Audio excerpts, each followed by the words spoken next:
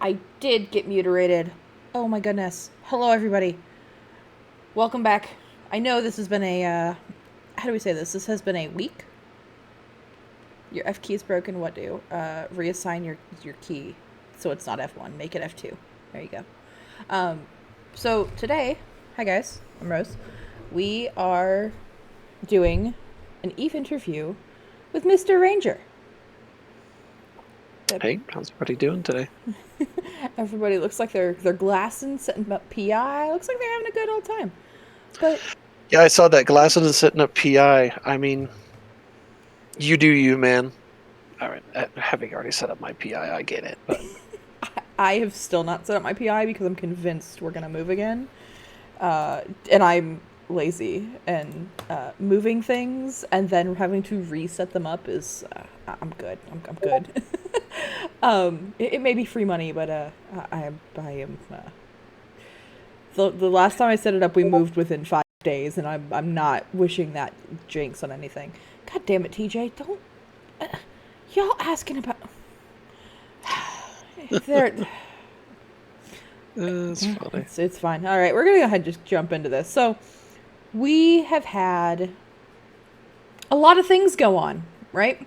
In the last, week and a half. Yeah, we're like 11 days today, 10 or 11, depending on how you count it, because it was Wednesday the 1900 5th that everything went insane. So yeah, I was working on a timeline, and then I might have accidentally gone out and got margaritas and kind of totally forgot to finish the timeline for this video, but you know what? It's okay. We will live. So let's kind of take us back to the beginning, because a lot of us here were here Hello there. For the 5th of November, right? And seeing the Hell Camp, seeing all the posts, seeing we did breaking news there for, oh god, it was almost 35 hours, roughly. So it was like 3 days. It was like Thursday, Friday, Saturday, or something like that. Come on, do it. Was it Friday, Saturday? It was the armor and hull timer, whatever sequence that was. Yeah, I had it up within an hour of the announcement dropping, and then basically for the 5 days until the hull timer. So I just remember not sleeping very much. But now that we're all running off of minimal sleep, given that we're sitting here and we're glassing things, we're having fun with our friends, how did we get here? Where we have this huge feud with Panhorde, and however, let's kind of take us back to the beginning. How did this kind of come about? How did we start here? Yeah, if we really want to go all the way back to the beginning, this feud starts almost 20 years ago. So when you look at the way back time machine, you have Pandemic Legion. Now, way back at this point in time, many years ago, well, we weren't really like allied with Pandemic Legion. We weren't necessarily full-blood enemies. Like, we did cooperate with certain things like the OTEC agreement and things like that. But the piece is that Horde itself, so Pandemic Legion is the parent organization. They were as much derision and sarcasm as you want to say. They were the elite group, right? So they were the guys who had all the Titans, all the supers, and before you had jump fatigue, they were notorious for just dropping on anything and everything. And I think, Rose, you and I talked about this in the last time I was with you, because you could move caps and supers virtually an unlimited distance because you just needed a sign on and fuel. There was no fatigue to it at all. Yep. Well, Pandemic Legion is really small, just in terms of the number of people, right? They've got a lot of alts and things like that, but it's a very small number of people. But And butts and as seats wise, it's yeah, yeah. yeah, actual humans. And as Eve aged through 2010 up to 2015, what happened is they were running into a manpower shortage. Yeah. Well, they had real high level skills, right? They had a lot of we usually call them the shiny, a lot of supers, a lot of titans, things like that. Yep. They didn't have a lot of people. Again, as you said, butts in the seat. They didn't have a lot of people, and so what ended up happening is they created Pandemic Horde. And so Horde was in principle, it was a newbie training thing. They accept everybody into it. There's no ESI checks. There's no anything like that. You just apply and they say yes, and you've got a Pandemic Horde alt. Yeah. Well, they were the meat shield. So what Mm. Pandemic Legion would do, right? They get on the field with their whatever doctrine they were flying at the time, whatever the fancy doctrine is that they were using. And then they would put Pandemic Horde right between them and, let's say, us. And so Pandemic Horde was literally the meat shield. They were the people put between whoever Pandemic Legion was fighting and themselves, right, to soak up Oh that God. fire.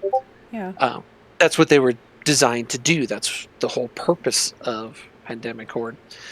Because again, at the time, what was happening is Pandemic Legion was simply being outformed in terms of numbers, and so they needed more bodies, but they didn't want to like dilute their own elite status with as much derision as you want to put on that phrase. They So they wanted to created basically leave their elitism alone and pull in hey, we bring in maybe some newer players who have no idea how to play the game, and they are the meat shield, right? right. That's exactly what they did, and that's what Horde is. Um, and as somebody just put in their killboard green, yeah, it's hilarious how much they care about their killboard. I mean, they're not the only ones, and like Pandemic Legion is the only one to do that. But they were also famous for when you would go through and like if you were about to die, they'd rip the rigs out of the Titan so that they wouldn't show up in the lost mail. They would eject things out of um, like fleet hangars because if a module dies in a cargo can, it doesn't count on your kill mail. Shit Yeah. like that. Um, they used to do things like that all the time. Uh, and so they cared about their kill board, and we didn't. We don't. I mean, we never have. Our thing is, do we ping out battle reports? Yeah, we absolutely do. Everybody does. Do we care if our kill board is a little red? Well, if we achieve the objective, we don't. We don't give a shit. And Yeah. and they don't, right? It's a exact thing. Yeah, ships are ammo. It's the exact opposite style of doing things. And the we can actually say it now. The former head of Horde Goblins always used to say, I never actually heard him say this. This is hearsay to me. Yeah. But I've heard it from enough people that I believe it, that he always referred to Pandemic Hordes as like a McDonald's franchise. It's like, Oh my we're God. just gonna burn through the newbies, and they call them beans. Um, Of course I they don't do. Yeah, and if you look at their logo, it makes sense why they do that. But Yeah. we call ours new bees because our logo is a bee. They call theirs new beans because their logo is basically a bean. It's a kidney bean, basically. Um, but his thing, was just like massive turnover. Um, Yeah. that's so just like Asher ejecting from his ship. Okay, um, sure. I'm not sure what your point on that is. If you look at Asher's kill board, he's been killed a lot. Uh, I don't I don't get I what your have point is on that one. I've I attempted mean, to to get one me, of those man, sounds bodies like too. bullshit. But hey, you do you.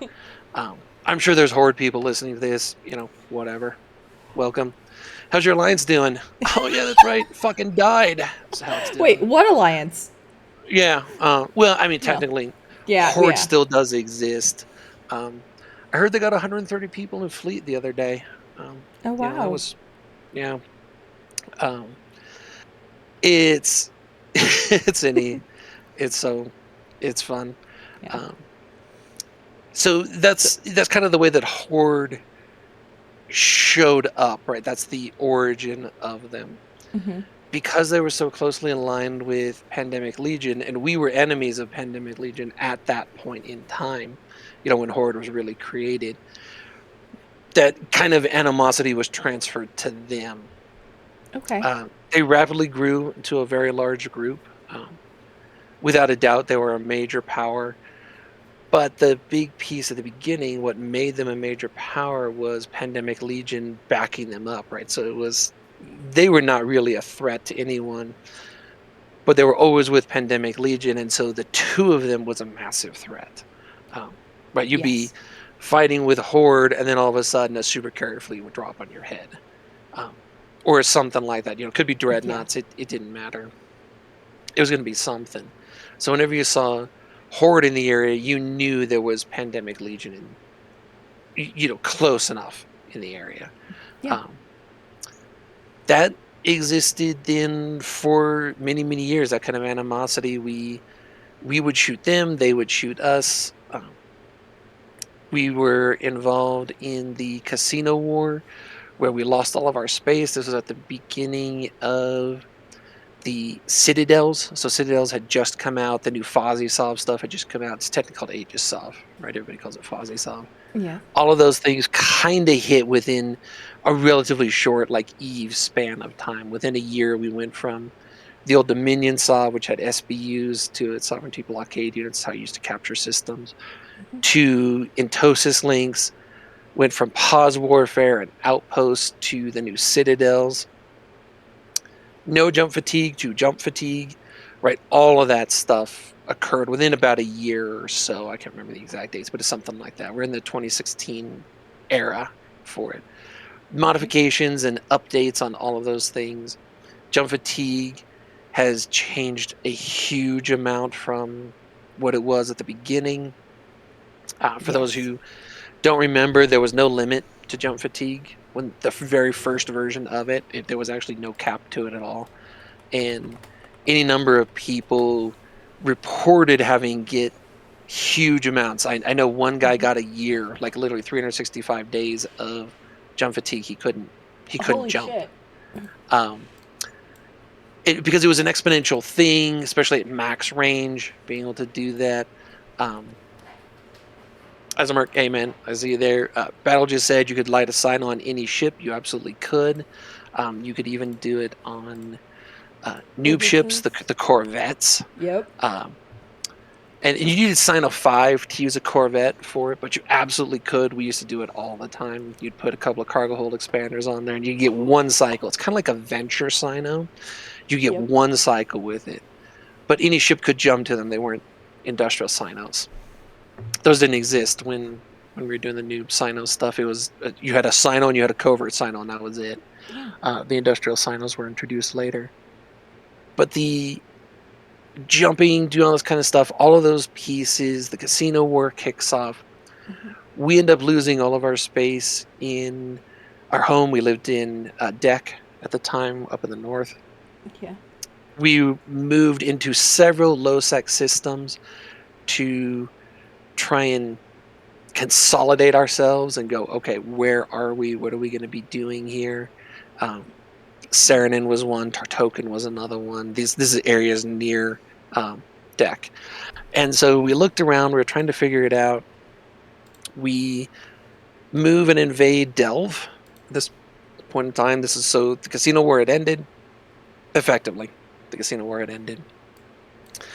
And we moved down. I see you've got the map up there. So Yep. if you look in the northwest corner there, um, I can see you shifting it. So it's at the top. It's where your cursor is. There's Deck, Fade, Pureblind. That was the area that um, the Imperium occupied. We were called the Imperium at the time. Um, hmm were we still the CFC back then? I think we were the Imperium then. We Okay. changed the name from the CFC to the Imperium about that point, but I think we were the Imperium. We were the Imperium then. That We sounds became about. the CFC years Yeah. before that during the IT war when they lived in Fountain, when the Alliance IT lived in Fountain. But yeah, that's where we were. We moved through low sec all the way down into Delve, and then we lived in Delve for very nearly 10 years.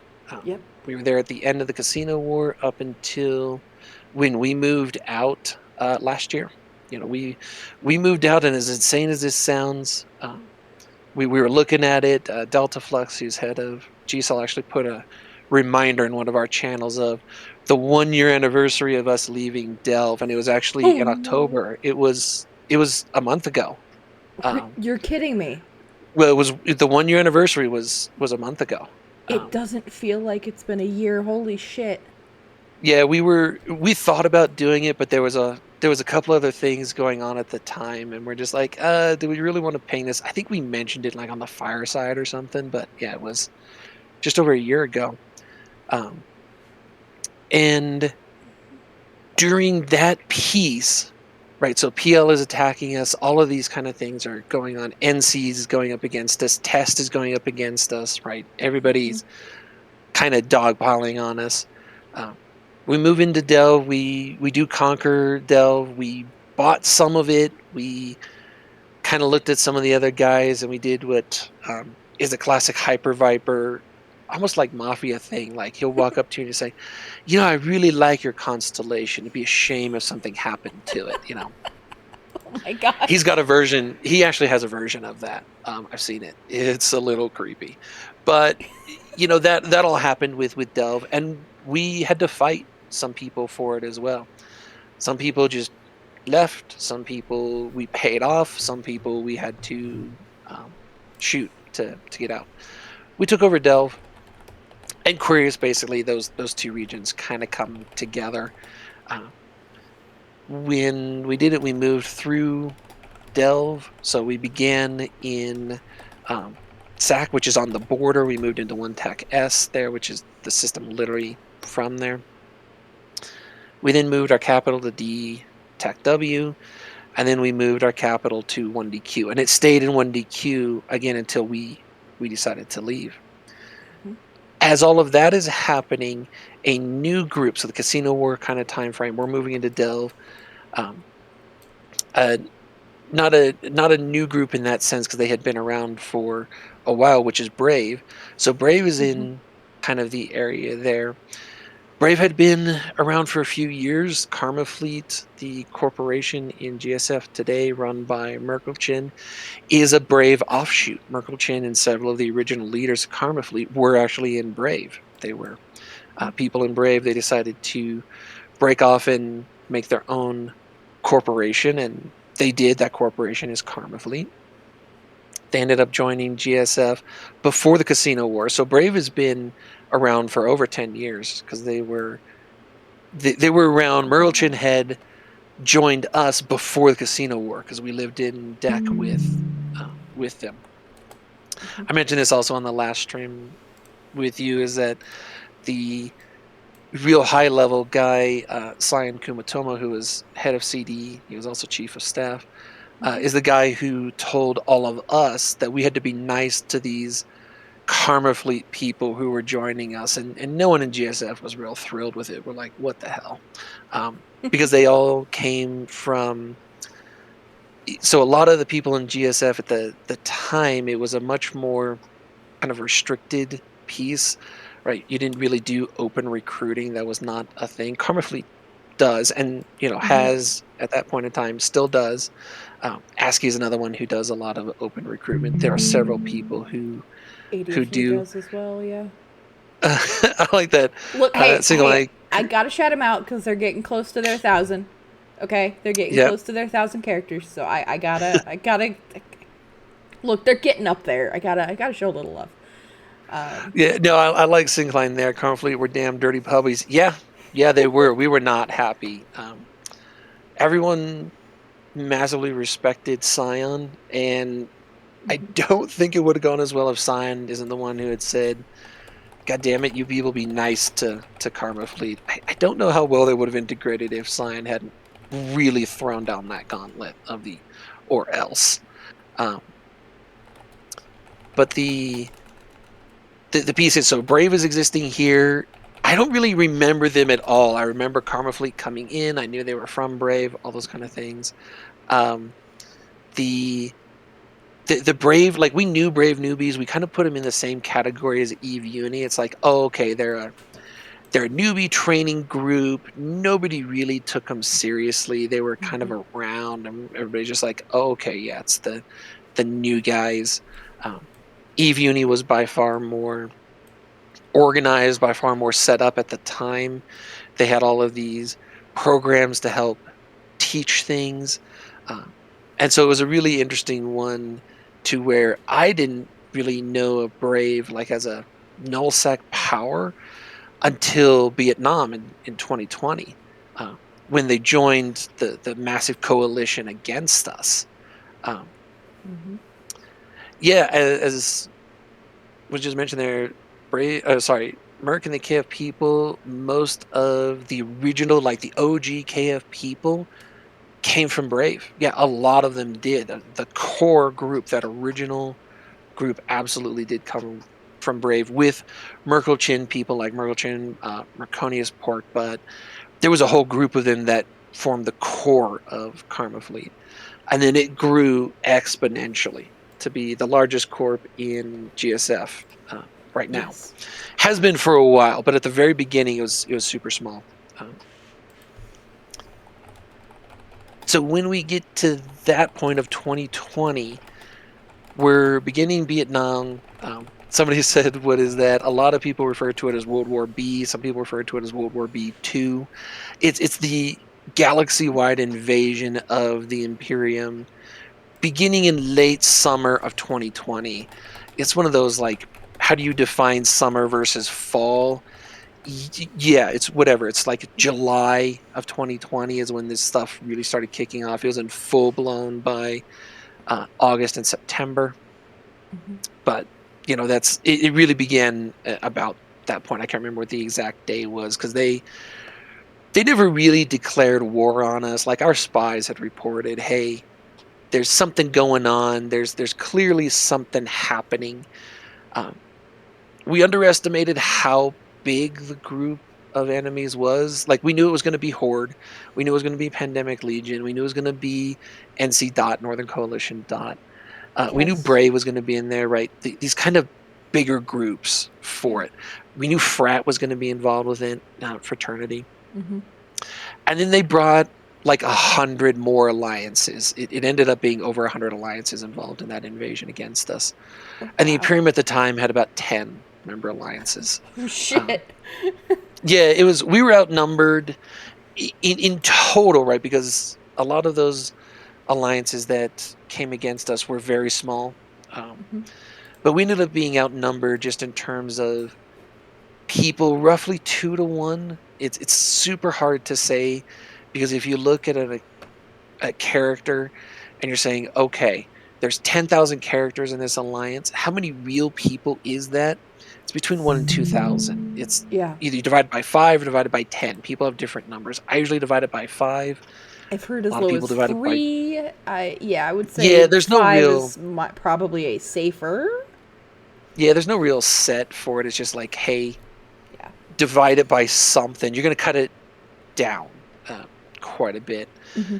Newer organizations, the number is closer to 1 to 1, right? Because they don't have as many alts, not as old Yep. in game time. Somebody like PL, it's much higher, right? Oh, 10 yeah. to 1 for PL is probably more reasonable with it. Uh, GSF, because we have so many new people Mm-hmm. in corps like Karma Fleet, ASCII, right? All those kind of guys, plus all the bitter vets like me who've been around a really long time, that 5 to 1 works pretty well. Mm-hmm. Because those new players are ready for blood. Those old, I'm not gonna meaning to insult you, but older bitter vets, right? Um, Now, I should preference this and just saying I'm using your terminology in this, but by using bitter vet in this, but your older bitter vets of going, hey, we have anger built up. Let us unleash. Yeah, it's something we were actually. Asher mentioned it yesterday on the fireside about Mm-hmm. who, like, who do you hate the most? We were talking about this, Mm-hmm. and the idea was if you talk with somebody like me, somebody like Asher, we've been around not since the beginning of GSF. I don't go back that far, uh, but we've been in GSF more than 10 years. Each of us has, and so our like historical list of forever enemies that we hate is radically different than the people today. Stoker Absolutely. just said, kill test with it. You see, and so you know what the funniest thing is? I've been around so long that when we conquered Fountain from IT Alliance, Test was in the CFC and we moved Test into Fountain. I helped conquer Fountain Hmm. for Test. They were a very integral part. Now they went through a couple of leaders, like 5 of them in a month. It was this ridiculous number. I'm making that up, but it's something like that. Hmm. Um, I couldn't even tell you what the sequence was. Like I remember Buddha Buddha was one of them, and it seemed like every week you'd get a new ping. Oh, they Here's the got a new new leader leader. test. Yeah, and we're Yeah. like, okay. And we were at war with them at that point, so we didn't care. Um, Hmm. but it was one of those cases to um, how we were going through and doing all these kind of pieces. So they were allied with us for a good while. Yeah. Sorry, that would have been about 2014, I think, was when the IT war or something like that. So in 2020, we're sitting here. We've got 100 alliances invading us, and our spies again. Now this was released by the Black Hand through Mittens Hmm. on the firesides and on the meta show with Brisk, where he would pull out the receipts. And what we Yep. found out is that the staging Keepstar that Brave was staging out of, and it was in Queris at the time. Hmm. Brave didn't control that Keepstar. It was actually under Horde's control. Oh, wow. And so Brave was facing a severe money crisis. Their SRP funds were running out. It was a big issue. We had um, Hmm. intel about that. And so when we found out about that, when we sat there and we knew that, the invasion is still going on. We have not lost all of our space. We're still fighting in Delve. Fountain has pretty much fallen completely, but we're still fighting in Delve. Hmm. And I was sitting in a system. I honestly don't remember what system it was, but I was with Wibla, who's head of TNT. He and I were gunning the structures in this system. It was just the two of us, and we were just ping ponging back and forth between structures because there was about a dozen of them. And I'm chatting with Wibla, and I'm like, dude, there's Horde super caps here, but there's also Brave super caps here. Hmm. Let's target the fighters. And he's like, yep, I'm down for it. I'm like, let's target Braves fighters. And he's like, oh, yeah. And Yep. so we would order them, and we called it primary by poverty. And Hmm. we specifically targeted Brave. Like if there were two groups, like if there was Horde super carrier and there was a Brave super carrier, Yeah. we would target the Brave super carrier. For the simple reason that we were trying to bankrupt them, and we basically did. Yeah, because I Um, mean, if you take into account you have this information of knowing my at the time my enemy at the time is at the point of where money is a problem. Why don't we take them off of the chessboard? yeah, and that's what we did. Um, as Wibble and I were doing this, we did this for a couple of hours because there was a lot of structures in there.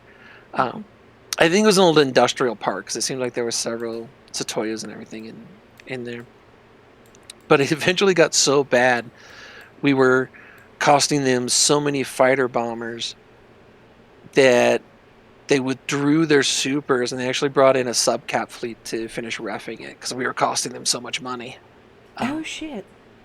yeah, they were a little pissed at us, and with Tether, like we would undock, and then Mm-hmm. Wibble and I would just basically exchange places to a different uh, citadel, and then we would be sitting there, and like they could see us. It's not like they couldn't see us warping across this grid because basically everything was on this one grid, Mm-hmm. and they would just see the two of our alts just switching to new structures, and we'd just be sitting there waiting for them. We're like, cool, round 9, let's do this.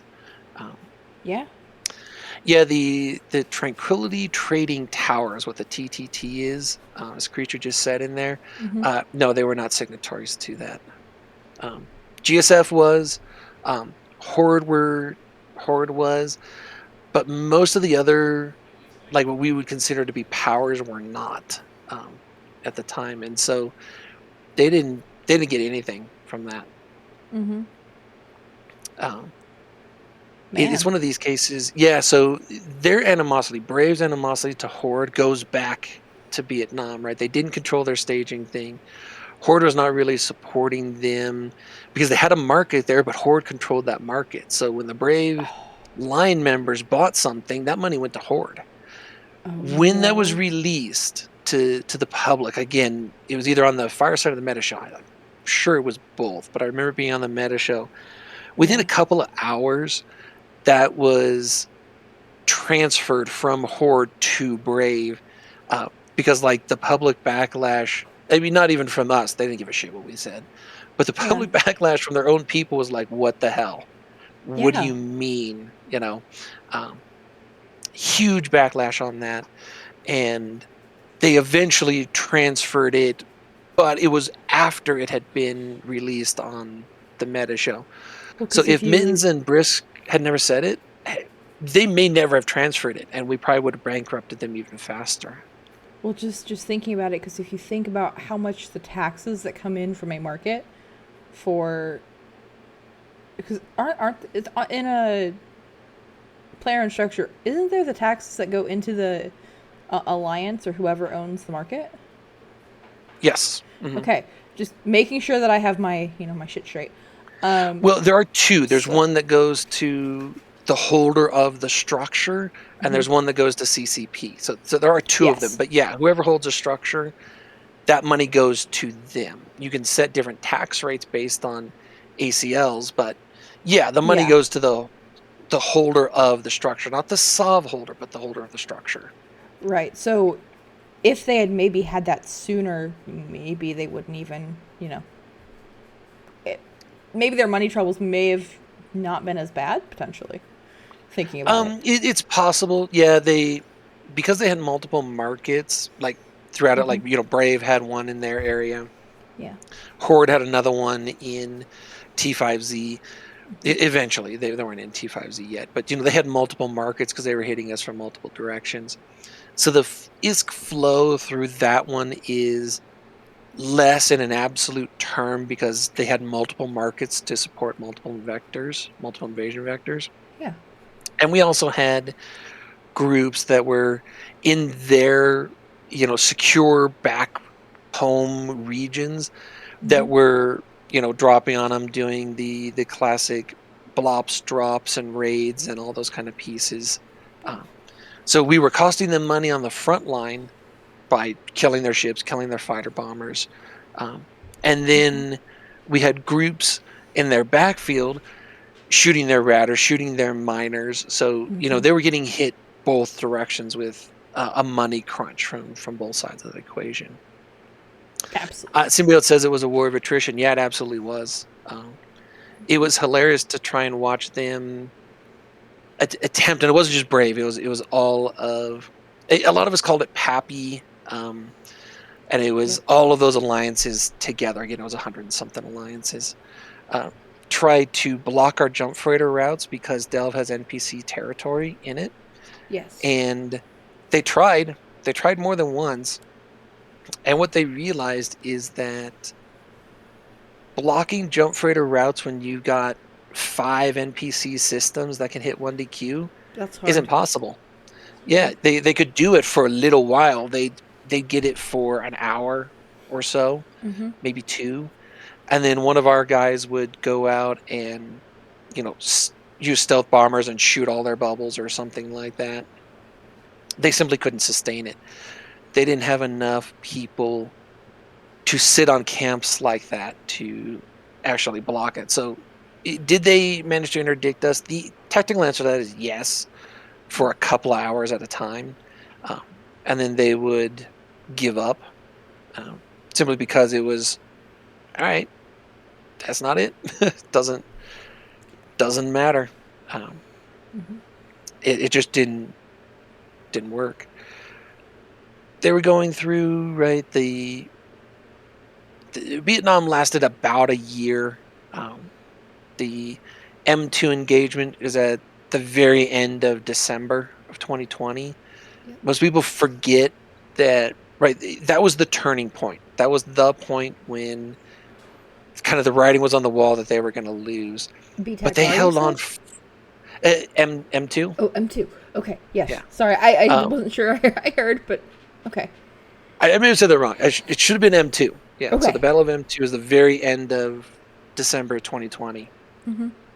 And it marked the turning point of the war, right? We were fairly convinced up until that point in time that we were going to lose. And then M2 happened, and we're like, okay, maybe not. But the thing that everybody forgets is how much longer the war lasted. It was months after that. Yeah. It's not like M2 happened and they went home. That is not what happened.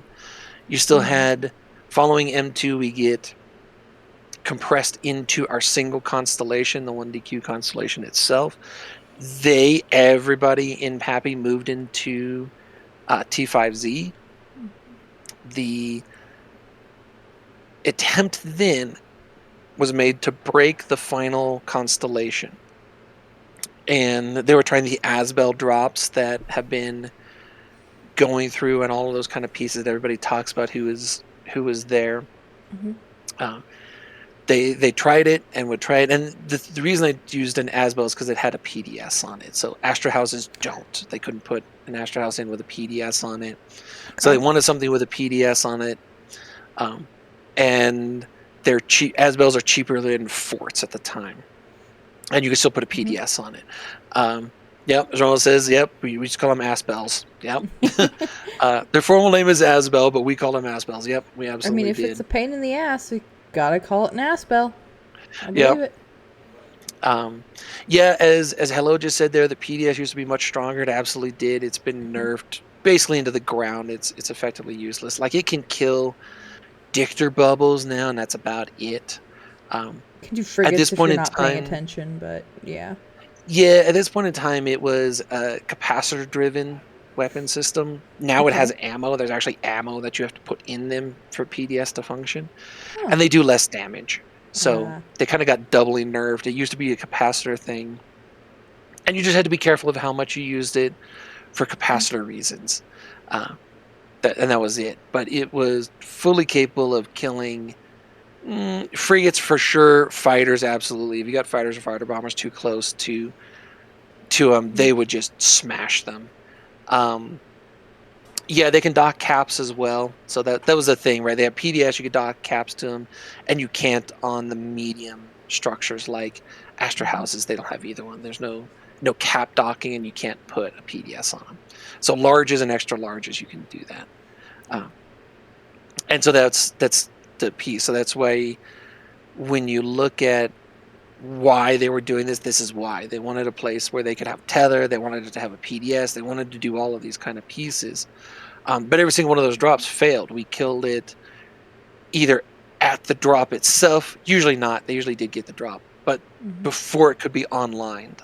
Um, and yeah, so Symbiote to say this was hilarious. One of our previous directors, who is retired from the directorate, but he's still around, a guy named Rat Knight, was excellent at doing what Symbiotes just said. He would launch a flight of fighters from a Fortizar or whatever it was, and he would actually pull enemy fighters in. They would go in to attack him, and he just hit the PDS. He would nuke his own fighters, yes, but he would take a ton of theirs with him. He got Yep. very good at doing that. He was fantastic about doing that. He usually would do that on a hull timer because they're use them or lose them, right? When the structure Yeah. dies, those fighters don't matter. So he tended to do that on a hull timer.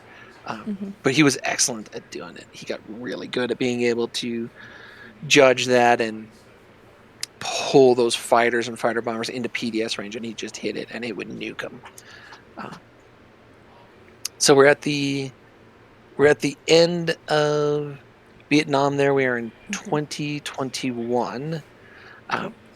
they have lost, right? Pappy has lost. They do what was at that point in time, until 11 days ago, the most disastrous retreat an alliance has ever done, uh, Yep. where There's a massive form up. They're trying one final push into 1DQ, trying to break us. The writing was on the wall. Everybody knew this was Everybody not a knew they lost. surprise.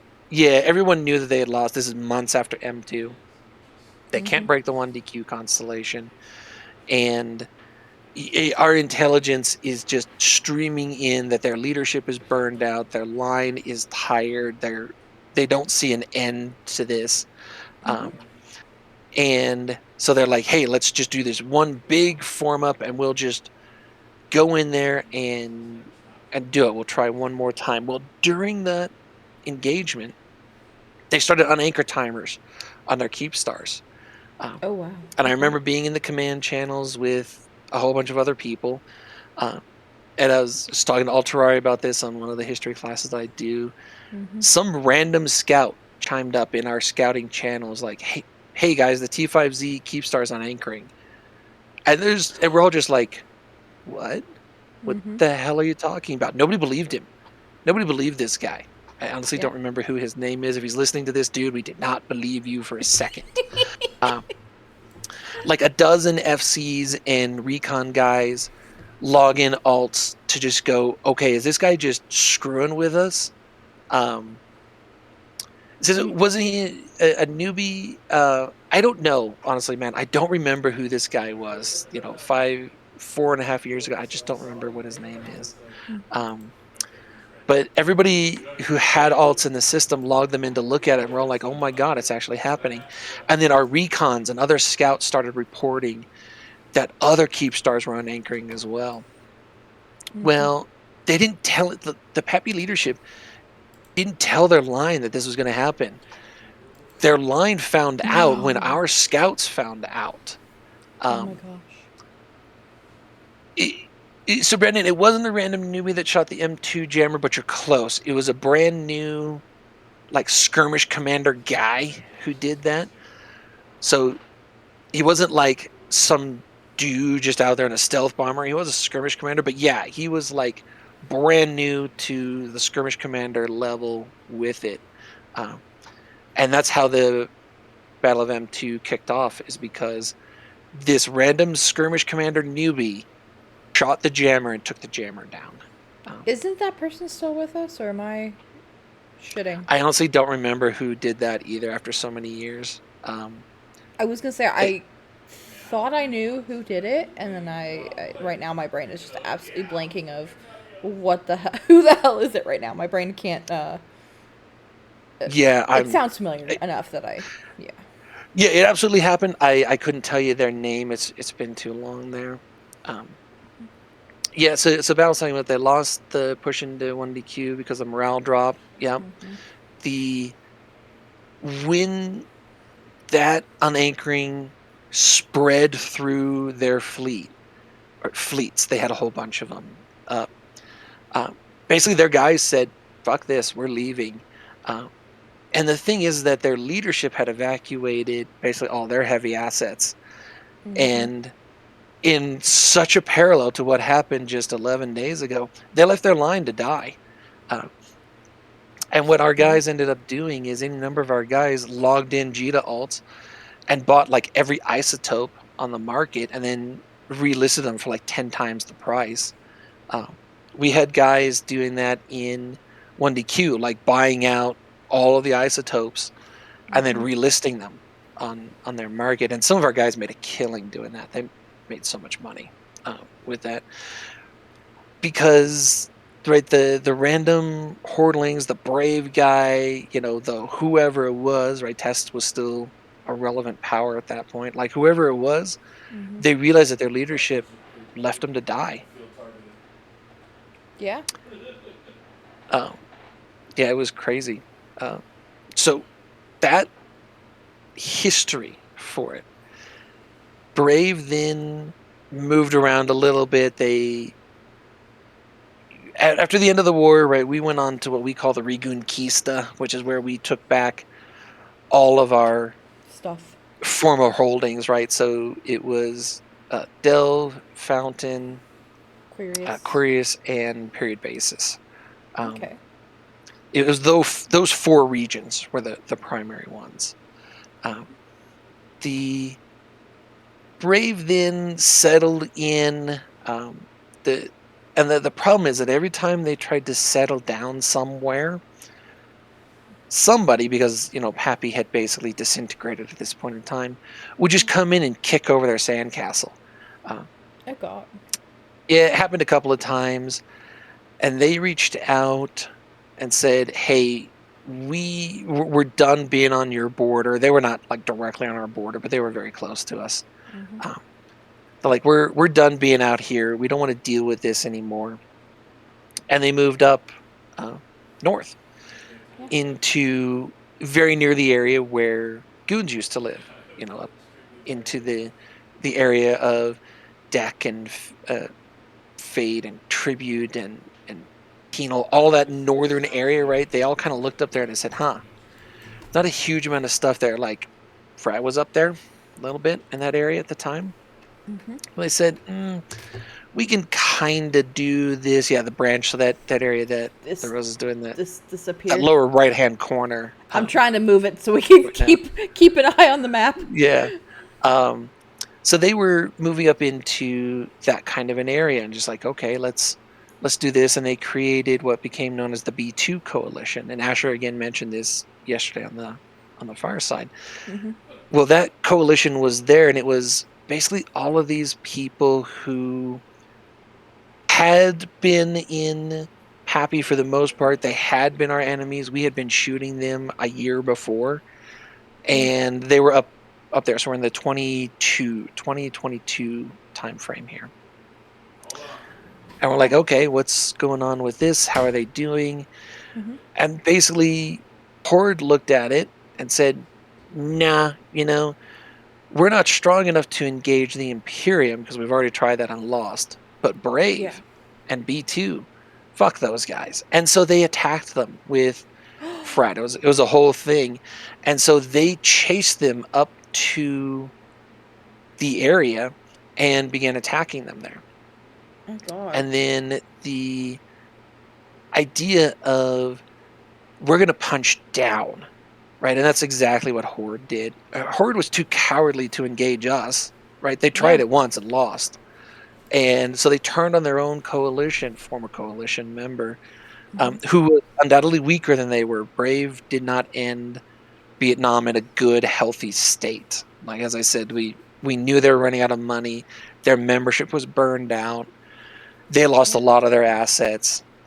They were hurting following that as they moved up into, um, again, as you've oriented the map to the lower right hand corners where they were. Yep. And Horde just basically came in and said, nope, we need something for our guys to do. And we're going to pick the cowardly way. And we're just going to punch on Brave for a little while. And they did.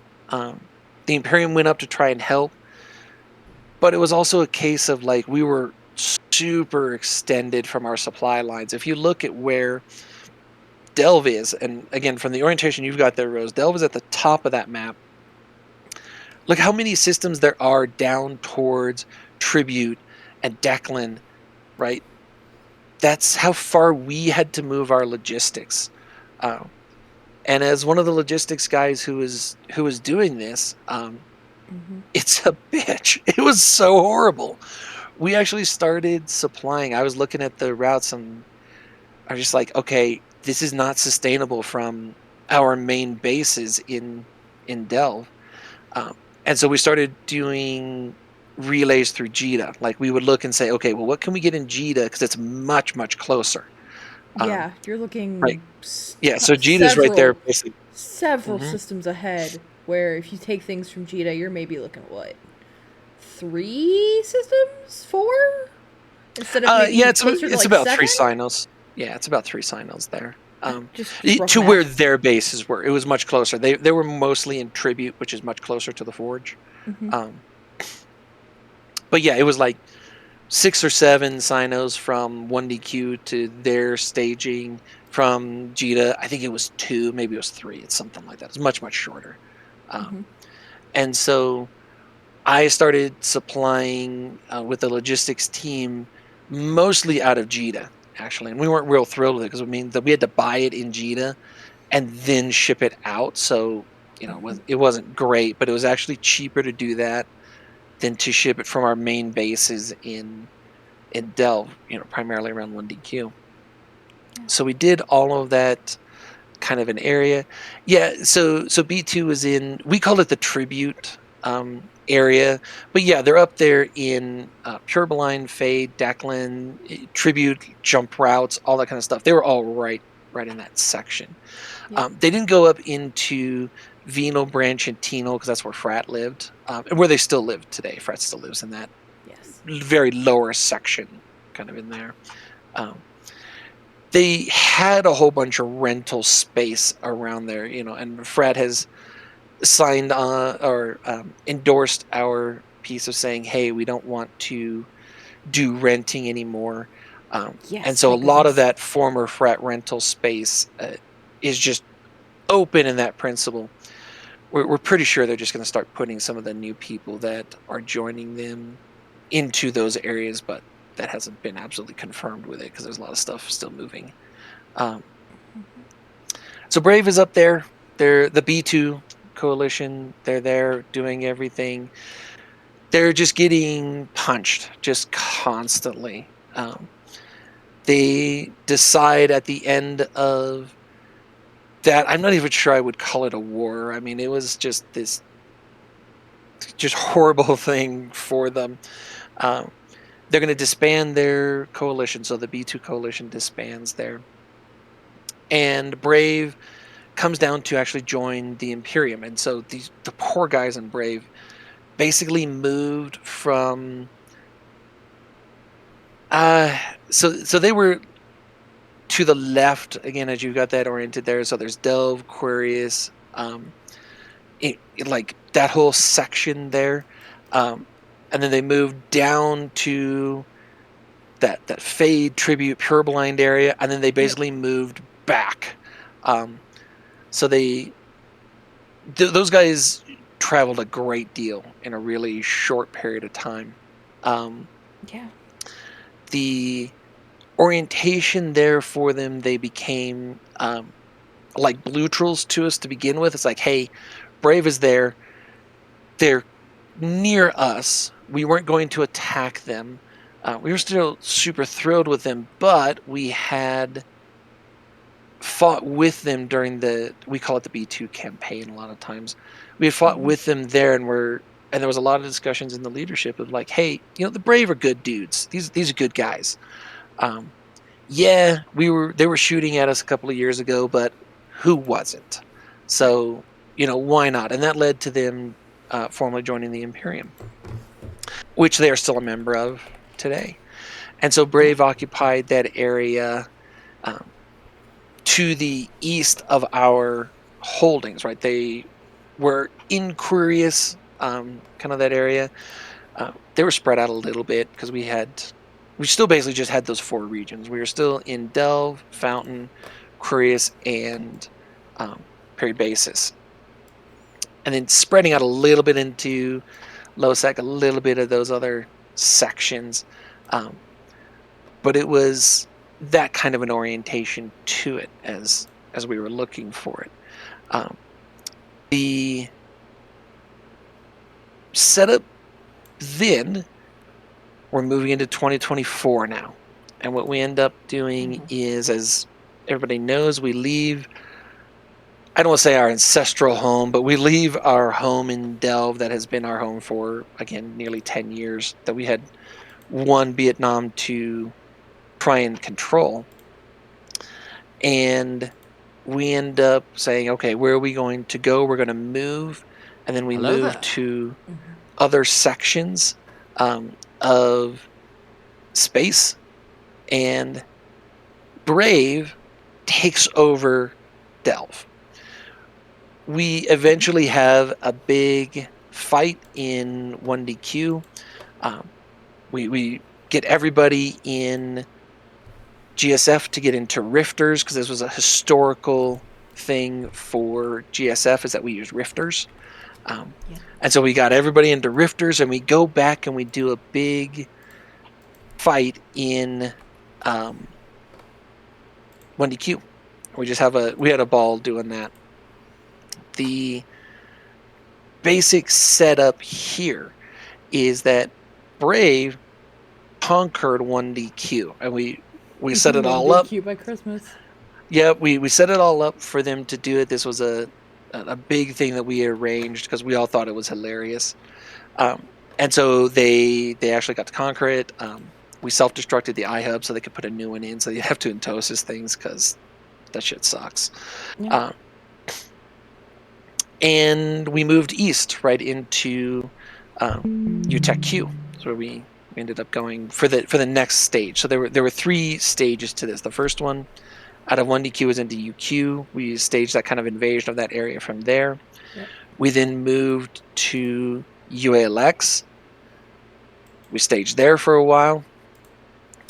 Yep, it's that one there. Rose, Yep. that second one. And then we moved from UQ to ULX, and then from ULX to CJ. And as you look at that route, you can see there's that huge regional gate there. That's the 49U to 4Tech 07 gate. Yep. It's And that is a horrible. It's actually lower. Yeah, it's right there. Got it. That gate is the key bridge to get us through there, right between Catch and Curious. And so nobody wanted to do that again. So when we looked at the routes to get from UQ to our current home there in CJ, we deliberately set it up to saying, okay, nope, we're not going to take a single gate. You can use jump freighters, you can use carriers, dreads, Titan bridges, and we put keep stars in strategic places to allow for that because nobody wanted to do the gate crossing ops again because those were such a nightmare. The setup then, we've moved out. Brave is occupying. Yeah, some of the best quotes from Brisk that you just put in there. Take the fucking gate. Yeah, so I hated so that we've move. moved out. Yeah, Brave is occupying Delve. And lo and behold, what happens? Well, Horde starts staging out of NPC Delve and again starts to just fuck with Brave some more. Yep. And we're sitting there looking at it, and Brave's asking us for help. We told them that we would help them. But each time we moved, like when we were in UQ, not a big deal at all. When we were in UALX, it was getting difficult to get our guys back to it just because of the number of jumps. So we staged CAD in 1DQ. Sorry, not in 1DQ. We staged it in E30Y, which was Brave's capital at that point. And we said, okay, we're going to put CAD alts there. We're just going to do CAD alts, right? Our control alt delve alpha defense fleet. Which I still will argue they need to be changed to CAT, control alt Tenerifis now. Yeah, a lot of people have said that. The thing is, Rose, that we're goons, and once we lean into a meme, that meme don't change.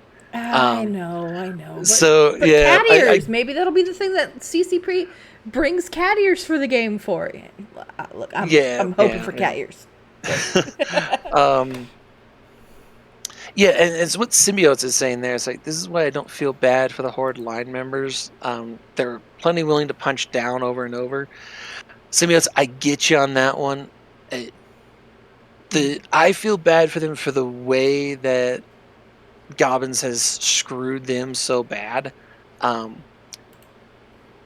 then I'll happily turn around and shoot them. So they get a nanosecond of pity because he did them dirty, like hardcore on that one.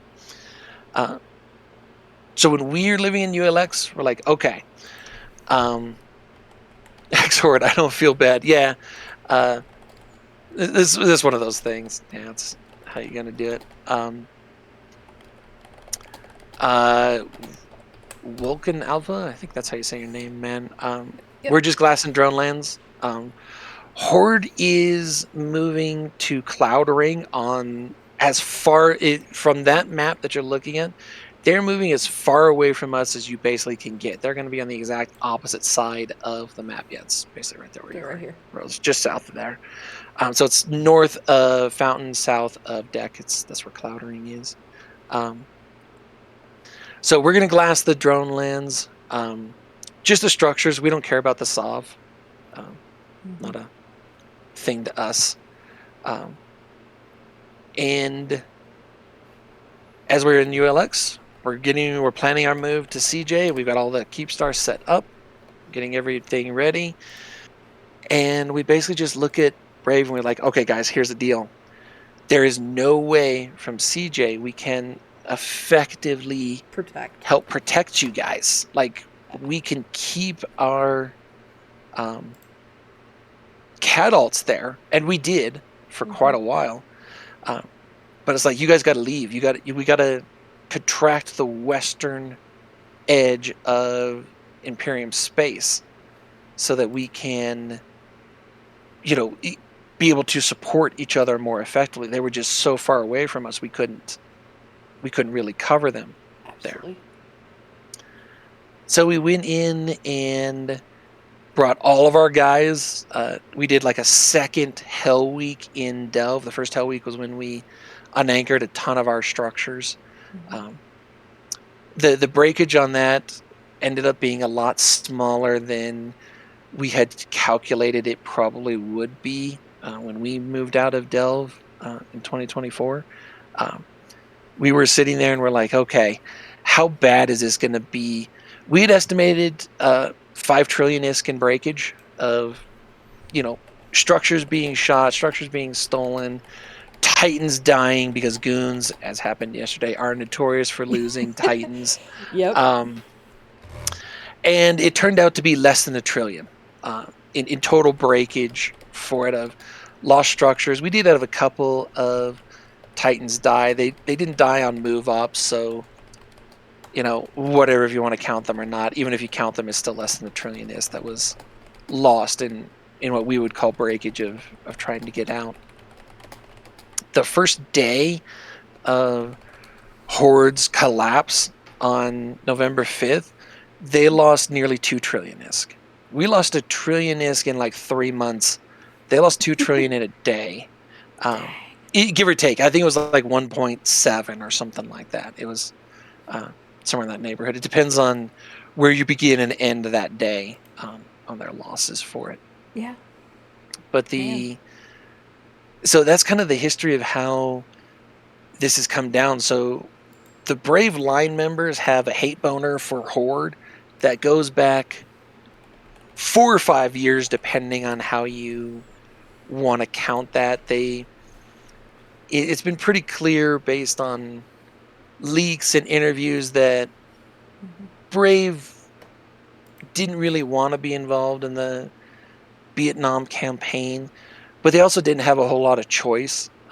There's a lead from one of their leaderships who's just Oh like, wow. okay, well, if we tell Horde to F off and throw in with the Imperium, Mm-hmm. when the Imperium loses, we're going to go down with them. And everybody expected us to lose. We expected us to lose. Didn't happen, but we expected that we would lose. Um, and Yeah. so the brave leadership at the time made the pragmatic decision. I don't fault them for it. Given the forces arrayed on the table, it made sense. Mm-hmm. Um, so from that point, you know, let's say January of 21, so M2 has happened, right? We're camping their supers and titans in. Um, Horde is sending in everybody's, like they're saying, oh, hey guys, log in. We're going to do a breakout. Um, but they Yeah. had other people log in first just to test our camp and just see what would happen. And we were just murder zoning stuff. Uh, but they had them jump in, you know, and then they're like, oh, okay, well, that wasn't a wise thing. I guess we won't do any more. They'd like drip feed ships Yeah. into us, and the camp would just smash them. Oh, Uh, absolutely. I mean, goons. Once you tell them there's a camp, and you tell them divorce your dog. We do get to liking the how do I say this? Blood for the blood god. the Yeah, I'll say the murder zoning, sure. Yeah. Um, Yeah. okay, I wanted to look back at the kind of the question that you sent me there. I think that's basically it for Brave. the next question, I've got a space meeting here in like half an hour, so I'll have to Yeah, wrap up in like 20 we're minutes. gonna try and we might have to cut it a little bit. We might have to re-meet another time and do like a half and half kind of thing, right? Yeah, so We'll then figure it out. But yeah, the next one that you've got there is what does it mean for the player base and hmm what's going to happen? It's what's ended up happening is the players have coalesced with a whole bunch of other groups, primarily within Init and within Frat or Winter Co. I mean, yeah, Frat runs Winter Co, but it's primarily within Init and within Winter Co. yeah, There is a group that is staying with Horde. How many of them are going to be in the end? It's hard to say. I mean, we're yeah. at a week and a half right now. They're down many thousands of members. We've About had a few of them join the Imperium. 22K upon last what I heard. I do not know if that has changed or not. I looked at it yesterday. It was 18,500. So Okay, it's like so 18,400 when I looked at it yesterday. And that was 24 hours ago. yeah, last I Oh, heard, last numbers Knight's overall saying it's total. 22,000. Yeah, Yeah, that's right about 50% of their membership. Their membership was like 45, I think it was, something like that. yes, Um, we've lost a lot. yeah, it's a huge amount. Um, and so what's going to happen as you look in the next couple of months?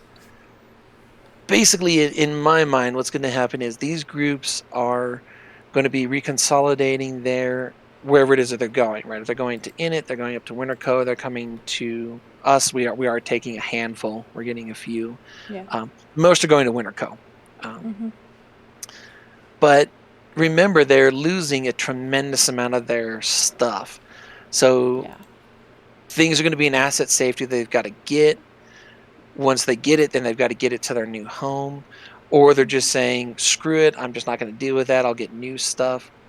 Well, they've got to build up the infrastructure for wherever they are. All of that kind of stuff is going to take time. So as And Asher money. said Yeah. yesterday, yeah, it's going to take time and money. As Asher mentioned yesterday on the fireside, we're not planning a major operations. Once we get done glassing the drones, which we're still in the progress of, Mhm. um, our plan, because of the big set of holidays that are traditionally in December, is we're going to finish our glassing. We're going to move all of our people back home to CJ. Mhm. And then it's going to be, hey, enjoy December, enjoy the holidays. After the first of the year, hopefully things have stabilized in terms of where people are. And we have thoughts, we have future plans even of the Yeah. next step after the new year. But a big thing we want to do is we want to give our guys a chance to Take a breath. make some money, take a breath, enjoy family time, uh, hang around with your Eve nerds, whatever. By long tradition, I do a fleet on Christmas Day with the guys because CCP always gives us fireworks with snowballs, and we do a snowball fight on the Yep. staging Keepstart Undock. We'll do that in CJ this year. I was there for the Just last one. I was there for the yeah, last one, and it was a good time. I was yeah. gonna By long say. tradition, we do that. And then I do again in New Year's. Same Mhm. thing. We just use fireworks for New Year's. Okay, people use fireworks for the Christmas one too, but technically it's a snowball fight is what it is, but then there's a whole bunch of fireworks because to be Yep. honest, the snowballs aren't quite as visually fun. You got to Appealing. zoom way in to see them. Yeah. But the fireworks light up the keep star. This is Um, true. so we'll do that kind of thing. We'll get a chance for the guys to enjoy a little bit of downtime. Um, we tried at space meetings yesterday to come up with a list of who we should thank on the fireside. Yeah. And, I mean, we don't want to just say thank you to everybody who's coming out on the fleets because Yeah. it's so impersonal. But it would have taken days to like thank everybody. There are so many people Oh, doing this. absolutely. There are hundreds and hundreds of people in the fleets out doing stuff pretty much constantly, reffing things, killing things. Yep. G-Sol's out collecting stuff. Recon's doing signals with it. The FC team has been burning the midnight oil Oh yeah. quite Oh yeah. literally. Um, and the group that you cannot ignore is the line, right? It's our members, it's our people who are there doing this. And they're putting in Like the if you took time. the like They're if you took the spending directorate, their time and using the yeah. currency of their time to go in. Okay, this was asked of us. Here is my time. That's the most valuable thing you could possibly ask from a line member is, hey, can you divorce your dog? Can you log in? Can you know?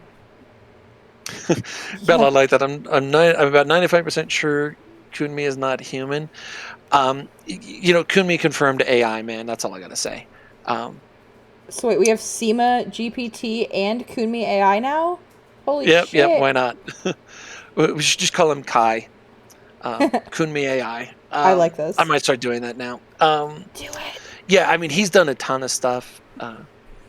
So many of our guys have, but again, it's the most important group of people is the line, right? It doesn't, Kunmi truly is a machine with doing all this kind of stuff. So many of our FC guys are, but if none of you all, the line, showed up to their fleets, doesn't matter, right? They're not going to be able to do all of this kind of stuff. It's amazing how many people have been on the fleets moving around with carriers. Okay, not so much carriers. Dreads, supers, titans, R&I fleets, all those kind of pieces, right? Just ping after ping for everybody being out there. Yep, the 24-hour, like, I don't think I've seen a pause. Yeah, it's been a Just lot. putting it 24 hours, yeah. Yeah, it's been a lot. So back to your original question there, Rose, like what is it Go for it. going to look like? I don't know, because we need to see for a few weeks where everybody ends up. What does the new landscape look like?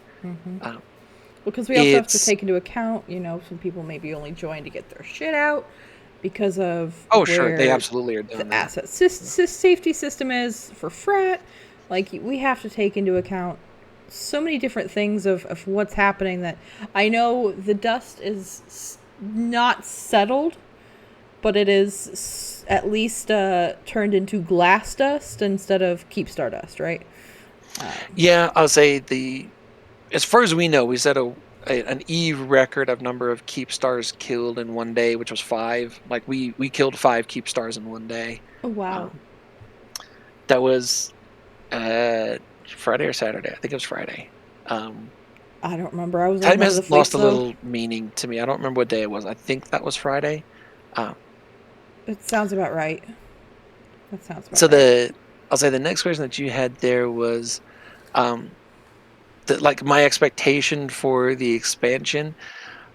I have to admit, I am one of the bitter vets. I've done this a long time.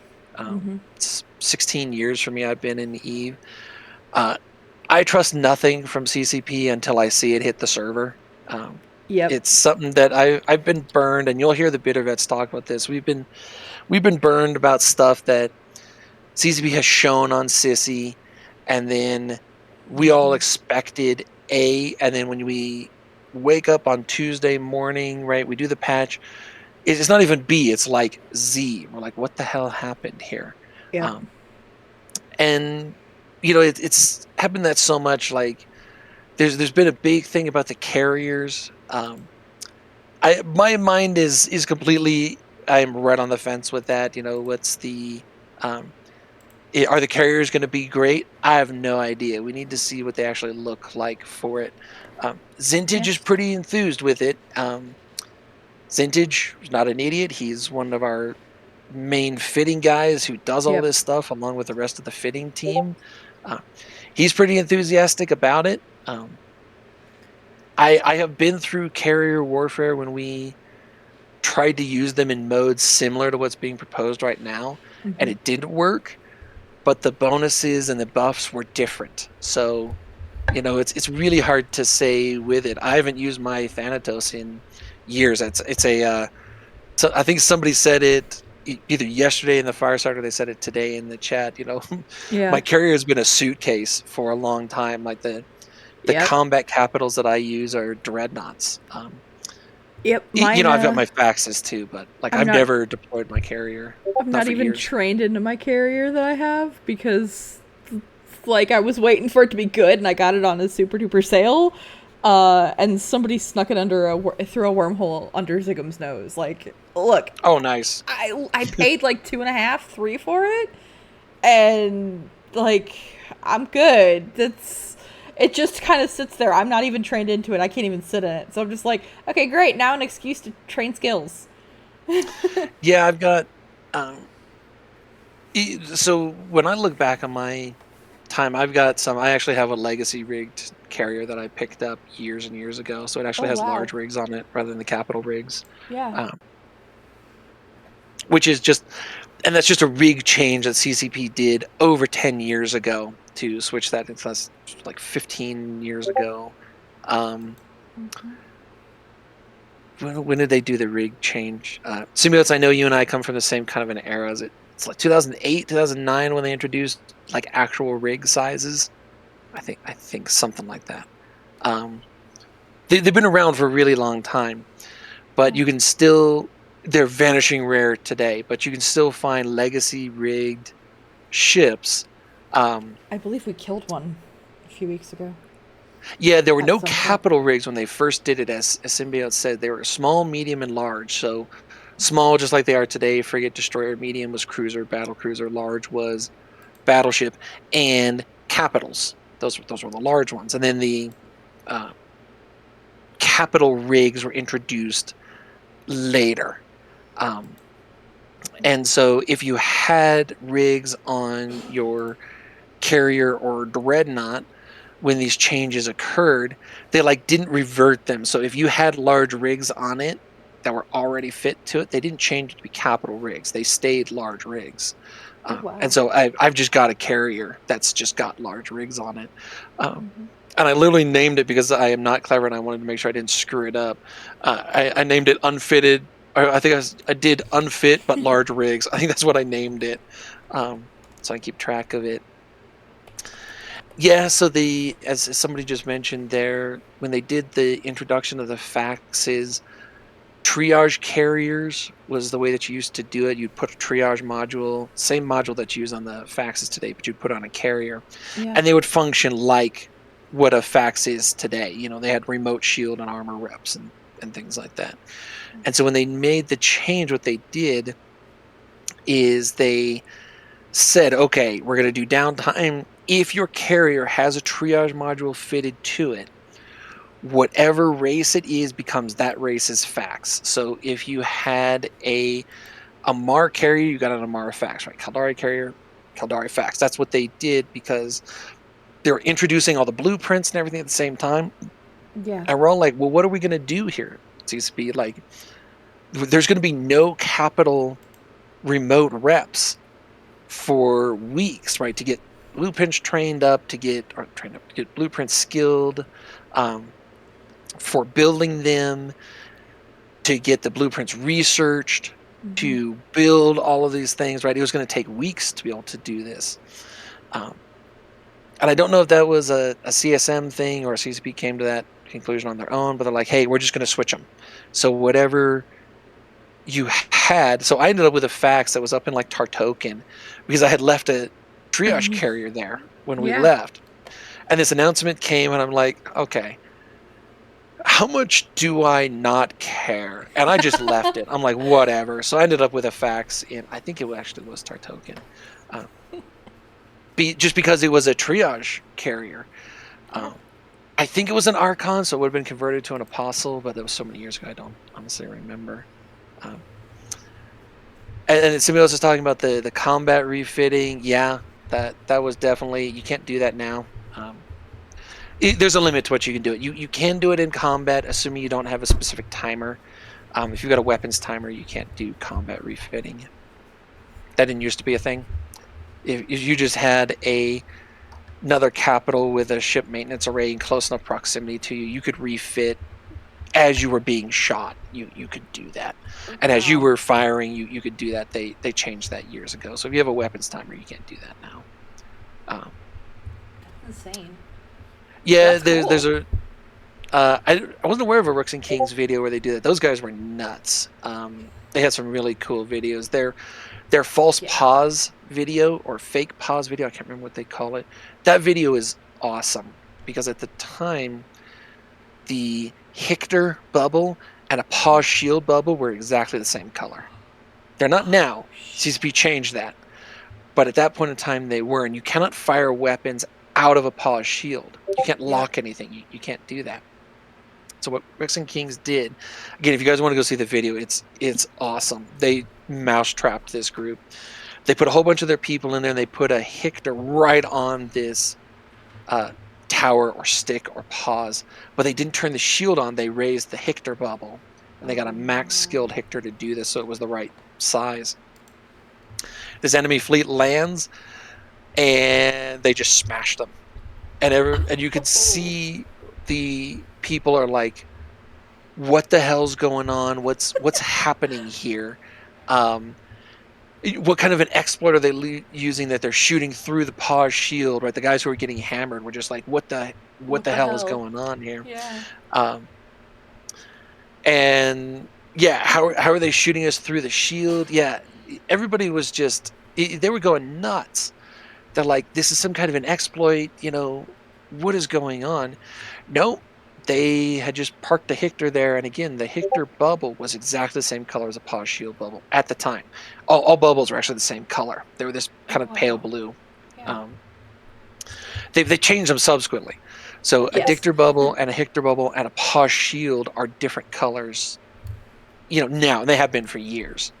Um, but it wasn't. Yeah, and there actually used to be on your overview there was a force field, and so if the the opposition to Rooks and King, if they'd had that icon, that notation on there, they would Mhm. have seen that there was no active force field on that pause. Either they didn't Oh, have it or they just didn't notice with a yeah. enemy fleet sitting there. I don't know, but Symbiotes is absolutely correct. There is a notation on an Yes. overview that says pause force field, or I Something think that's along what it those says. I think it lines. says Yeah. pause force field. Yeah, Clarion Call. They have those videos. There's 3 or 4 of them. They did that There's one. 4, I believe. Um, the tracking one in the wormhole where they figured out that there was a huge exploit on that one um, is crazy. There was a tracking disruptor exploit at the time that if you got the value on a tracking disruptor to go negative, Mhm. it would roll over and give you infinite tracking. Oh, And wow. they figured it out.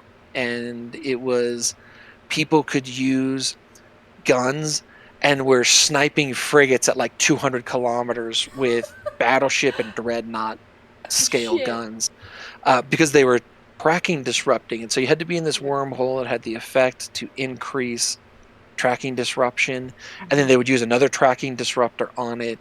And if it popped it into a negative value, Mhm. the Eve servers didn't know what to do with that and just said, well, it's infinite. And they could literally just Oh, God. pop them. And I've seen videos of them, people doing it. Um, and it was nuts. It was crazy. But Rooks and Kings are the ones who figured that out. Released the Clarion's Call video. I think it was Clarion's Call 3, maybe. Um, and it blew the lid off of that, and CCP stepped in and fixed that pretty quick because there was a That's big pretty big, yeah. yeah, there was a big backlash from that because it basically allowed them to the people who are using it who lived in those wormholes. And these are C6 wormholes, by the way. Oh, yeah, they Um, become gods at that point. it Yeah. yeah, it basically allowed them to print infinite money. Um, yeah, as Simulates is saying, that's what they were using. I've seen it with dreadnoughts. Usually, it was battleships, Mhm. um, and they would use a blaster, and they were hitting frigates. Oh, no. Shit. My Discord restarted. No! No! God damn it!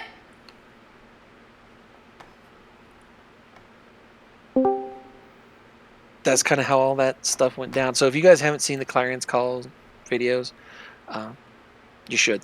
They're fun videos. Oh, there's a Fortizar that just died, looks like, within the last 10 minutes. Completely empty. No rigs, no nothing. I would assume that they maybe pulled all of that, but... Yeah, it's very possible. Yeah. It's one of those things like the whole fit with it. Like if you just throw it all into um, a hangar, right, it just goes to asset safety. So Yeah, so more than likely they maybe threw it in a hangar asset safety that got at least, a little bit of their money back out of it, given, they're not cheap to fit. yeah, I'd say symbiotes. I'm with you. That's exactly what they're doing. They're putting it in there. Like if you know it's going to die, you might as well Yeah. throw it in there. Yank the fighters, any extra ammo, Yeah. whatever. Uh, the rigs. The only reason to pull the rigs is because um, they don't want it showing up on their kill board. So Yeah. you yank the rigs out, and then they're still destroyed. You can't salvage or save those rigs. They're still toast. Yeah. But it lowers the cost of your fort. I don't know. It depends on what kind of rig they're using. Let's say 2 billion, 3 billion is whatever it is. Yeah, Oh, yeah. uh, Dr. Marin, I guess is how you say your name there. Yeah, they're just fucking cowards, and they believe their kill boards matter. They don't. I mean, okay, let me rephrase that. They don't to us. They matter to them. We don't give a shit. Um, as I said at the beginning, we ping out battle reports all the time. Yeah, we absolutely do. Uh, and if you're in goons and you lose something shiny in a dumb way, what's going to happen? We're going to point at you and laugh for probably 3 days until the next goonie does something, and then we'll point and laugh at him for 3 days, right? I mean, Yeah. that is the way we do things. We don't care. Uh, Now, I know we're I like getting... the. Go ahead. I like that. I think that horse is long since bolted. Yeah, Yeah. yeah. Um, Now, we're getting really close to your time for having to figure things out, but I just want to give a little bit of a shout out for goons or Imperium members. If you are interested in the GSF Secret Santa that did drop, oh so yeah, the K-Man did that today. yes, Yep. he did. He did get the. He finally got it out. This is what I've been waiting for. This is what I've been saving money for. So Yeah, I he am was funny. prepared. When a couple people mentioned it on the fireside yesterday, and so That was I me. I poked it. That was It me. wasn't just you, Rose. I saw it from several people, so I poked Ah, K-Man about it there you go.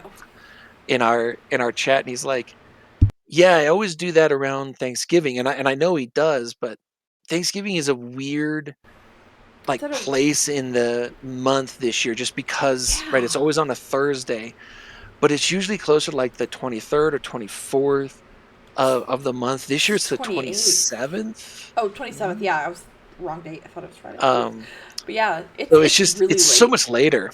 Yeah. So he usually does it about kind of like this time. Um, sorry, I've got a call, so I'm going to jump out. It's been lovely to Yeah. talk to you guys. Thank you so much for hanging out really quick. Yeah, of course. You guys have a good one. Yep. No worries. All right. So that was really fun. That was a really good time. That was so yeah. So we kind of got to learn a little bit about what's going on in that with how we got to where we're at currently. Um, Now, I he had to go. He had a phone call. He's got to go. Um, Now, I do have one other thing that we are going to do today, but I have to throw it to a BRB stream. BRB screen. I have to change some stuff.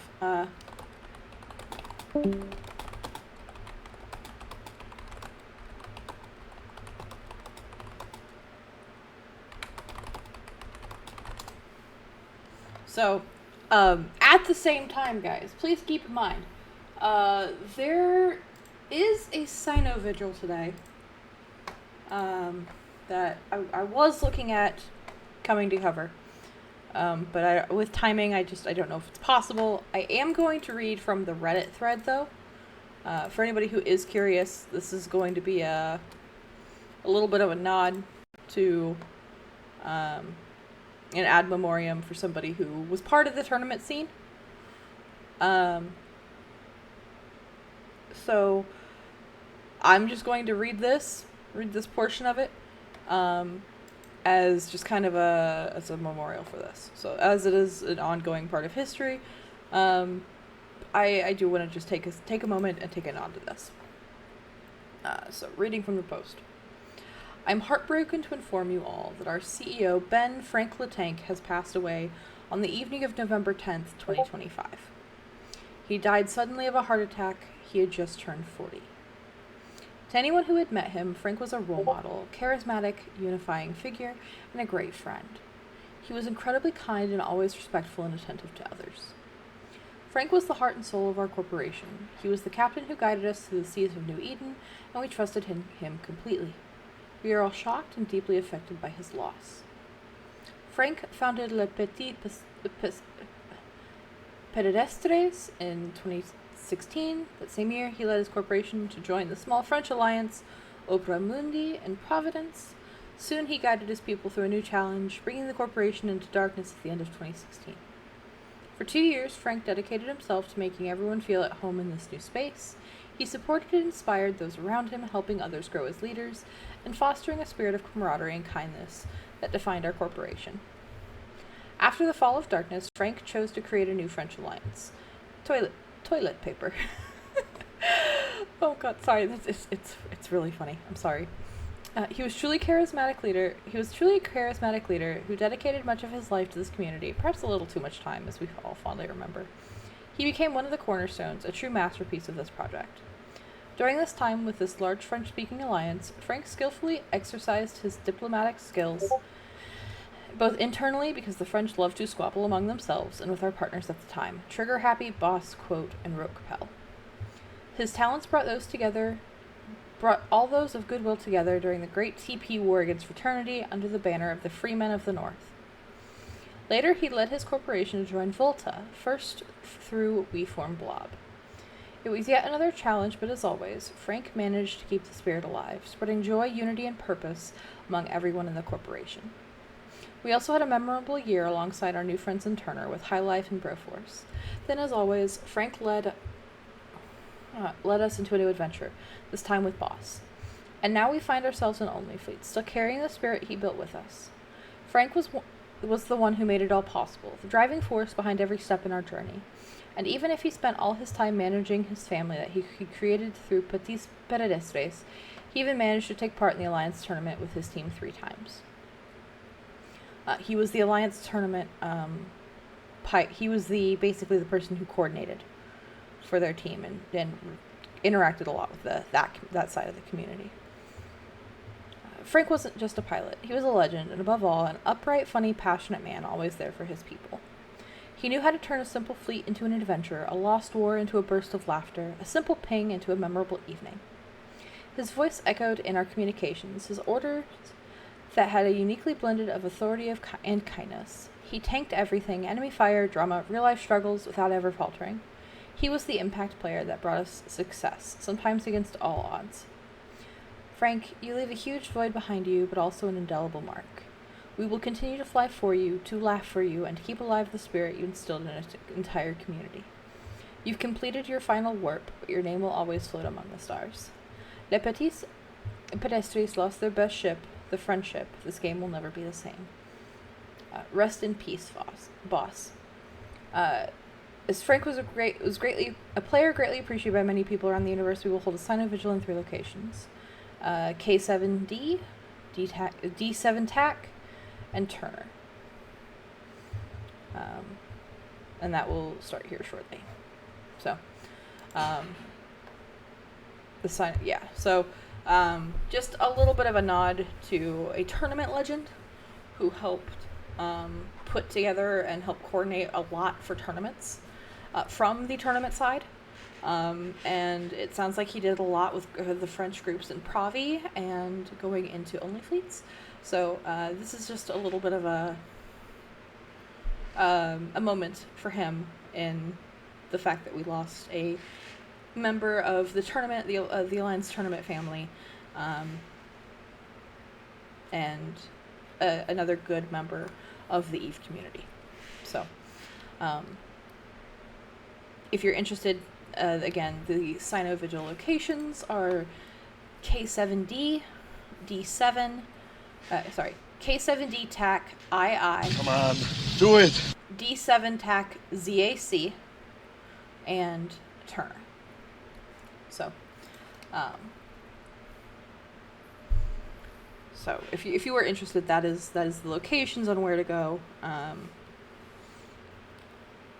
But yes, so thank you guys for coming and hanging out. Make sure that you're getting heart scans. You know, in the Reddit post, he was only 40, and he just turned 40. He had passed away from a heart complication, from a heart attack, from the reading that I did. So just make sure you're taking care of yourselves, guys. Get your scans. You know, get your butt checked. Don't rectal can't. You know, get your heart checked.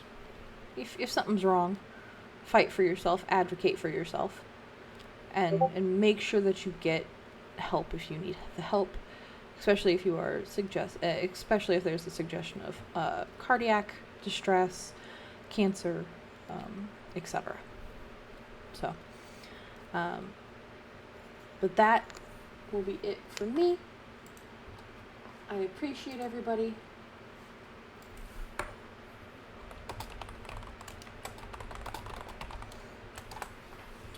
And thank you for coming and hanging out. We will have, hopefully, another interview shortly. I am currently working and looking for upcoming. So if you would like your Corp CEO to come talk to me, if you would like your alliance, anybody from your alliance to come talk to me, please reach out in Discord. But yeah, I will talk to anybody. We'll have a nice conversation. It'll be respectful. My goal for news, while yes, INN is an Imperium based, I'm not gonna ask the OPSEC questions of people who, you know, we played the game with. I tend to be respectful. So if you have questions or you want to talk about Corp, you want to talk about history of things, pop in, say hello, and let me know. I will send you a message and we'll get another one up. But that is all. Who have I had so far? So far, there has been an actual list. So, as I'm going to pull the list up, give me a moment. Playlists. Here we go. So, there has been a full playlist. Now, this does not include any of the ones from the breaking news. Those are kind of, honestly, they're all in the breaking news section. We did manage to get one not covered in the breaking news section, but there were hours and hours of interviews there.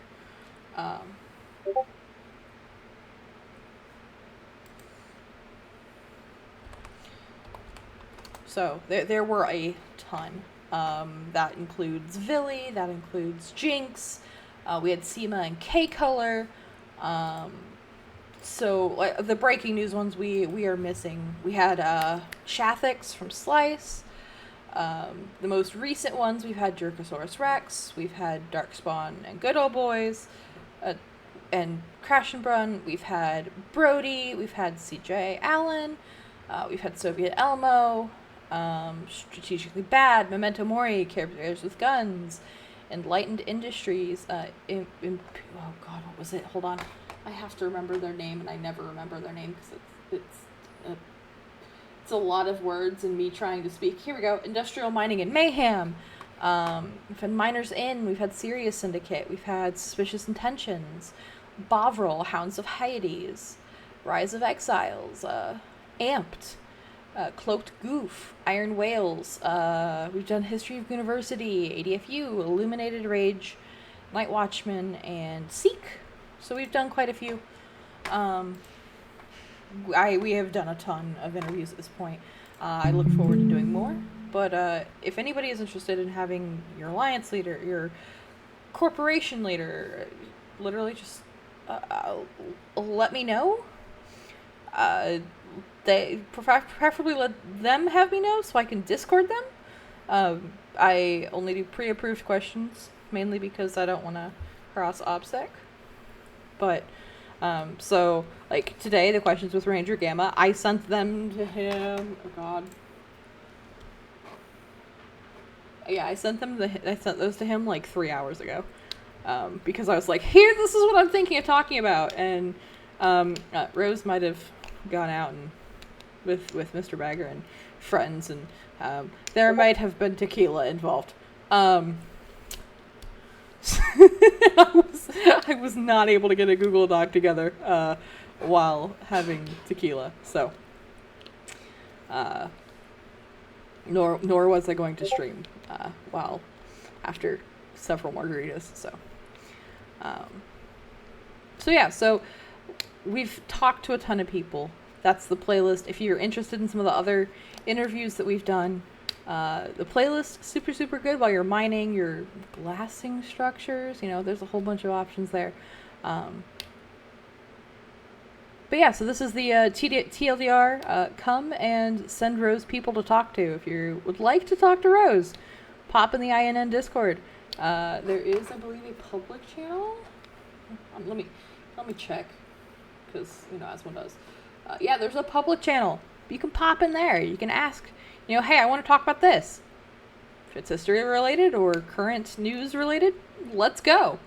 I will pretty much talk to anybody as long as you're willing to talk to me, as long as you're willing to have a respectful conversation. But yeah. So, thank you all for coming. Have a wonderful rest of your... Oh god, I hope we're on a Sunday. It is a Sunday. Look, Rose is not good with calendar dates right now. But yeah, send your people to Rose. Have them pop in the INN and the public channel, and we will see you next time.